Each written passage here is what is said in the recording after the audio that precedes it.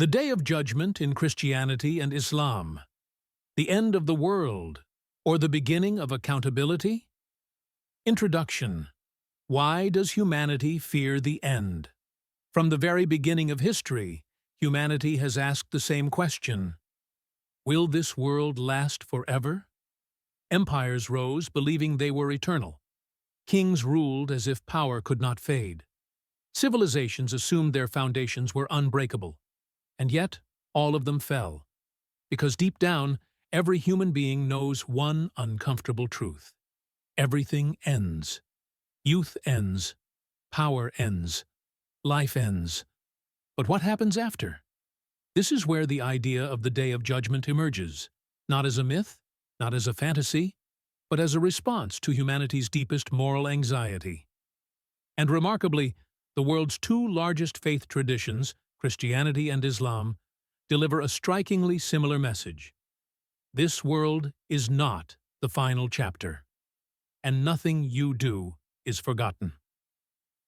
What is the Day of Judgment really about? In modern culture, the end of the world is often portrayed as chaos, explosions, natural disasters, total destruction, meaningless annihilation. But in religious tradition, the Day of Judgment is not about destruction. It is about justice. Because if tyrants die peacefully, innocent people suffer without consequence, truth is buried by power, then existence itself becomes morally broken. The Day of Judgment answers that injustice. It declares, history is not random, and morality is not optional. The Day of Judgment in Christianity. The final judgment in Christianity, the end of the world, is most commonly known as the final judgment. Its most vivid description appears in the book of Revelation, the darkest, most symbolic, and most dramatic book of the Bible. The second coming of Jesus Christ, Christian belief teaches that Jesus Christ will return to earth not as a suffering servant, but as a divine judge and king. This event is known as the Second Coming. The Bible describes it in powerful imagery: the heavens opening, angels descending, trumpets sounding across the sky. This is not subtle symbolism. It sends a clear message. History has an endpoint, and God has the final word. The resurrection of the dead. One of the most important Christian beliefs is that the dead will be resurrected. Souls will reunite with their bodies. No one remains hidden. Judgment is not abstract. It is personal. Every life, fully restored, stands accountable. The final judgment. At the final judgment, every individual stands before God.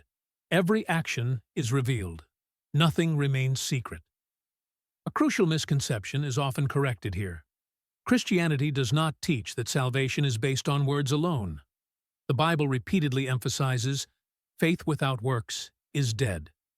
Compassion, mercy, justice, love for others. These are not optional. They are evidence. Heaven and hell in Christianity. After judgment, heaven represents eternal closeness to God. Hell represents separation from God. Many Christian theologians explain hell not merely as physical fire, but as spiritual isolation, the unbearable consequence of choosing distance from divine truth. The greatest punishment is not pain. It is loss. The Day of Judgment in Islam. A cosmic reckoning. In Islam, the Day of Judgment, Yawm al-Qiyamah, is one of the core foundations of belief. The Qur'an speaks about it repeatedly, vividly, and unapologetically, not to terrify, but to awaken. Signs before the end. Islam teaches that before the end comes moral decay, normalization of injustice, loss of truth, widespread oppression. Then come the major signs: the Antichrist, Dajjal, the Mahdi, the return of Jesus, Isa. This is a critical overlap. Jesus returns in both Christianity and Islam. But in Islam, he is not divine. He is a prophet. He returns to restore justice, not to be worshipped, the moment the world ends. The Qur'an describes the end of the universe in powerful imagery. Mountains crumble into dust. Oceans overflow. The sky splits apart. Time itself loses meaning. These descriptions are meant to destroy human arrogance. The message is clear. Even the universe is temporary. Resurrection and the gathering after the destruction comes resurrection. Every human being is brought back. No exceptions. All stand together in a vast gathering. The day of assembly. There is nowhere to hide. No influence, no privilege. Only truth. The record of deeds and the scale. In Islam, every person receives a record of their life. Every action is accounted for. The Qur'an states, "Whoever does an atom's weight of good will see it, and whoever does an atom's weight of evil will see it." Nothing is insignificant. A word, a glance, a silence. All matter. Paradise and hellfire in Islam. Paradise, Jannah, is reward, peace, and divine mercy. Hellfire, Jahannam, is punishment, purification, and justice. And the Qur'an repeatedly emphasizes, God does not wrong anyone. Perfect justice is guaranteed. Are these similarities a coincidence? Two religions, different cultures, different centuries, yet the same end, the same resurrection, the same judgment, the same moral accountability. This raises a powerful question. Are these faiths truly divided by belief or united by responsibility? Perhaps the conflict is not theological. Perhaps it is historical, political, and human. Is the Day of Judgment meant to scare us?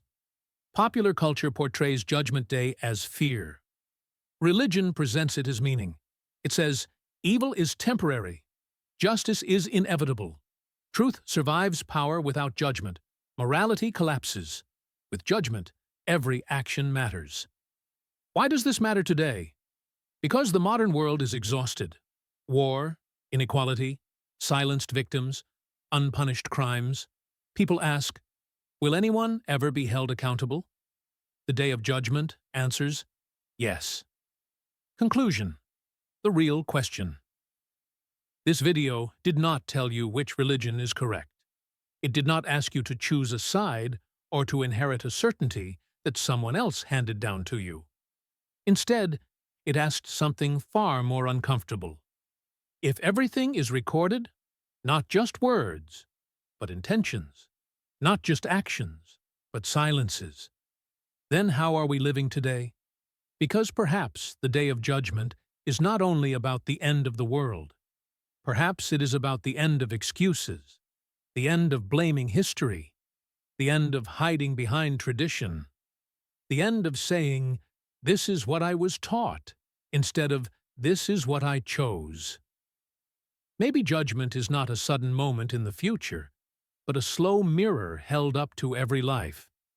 A mirror that asks, when you had power, did you use it to protect or to dominate?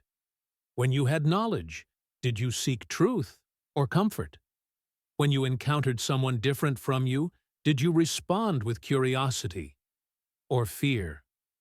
And maybe the most frightening thought is not that judgment will come, but that it will be fair, that no label will save us, that no group identity will speak on our behalf, that no crowd will stand with us when intention is weighed against action.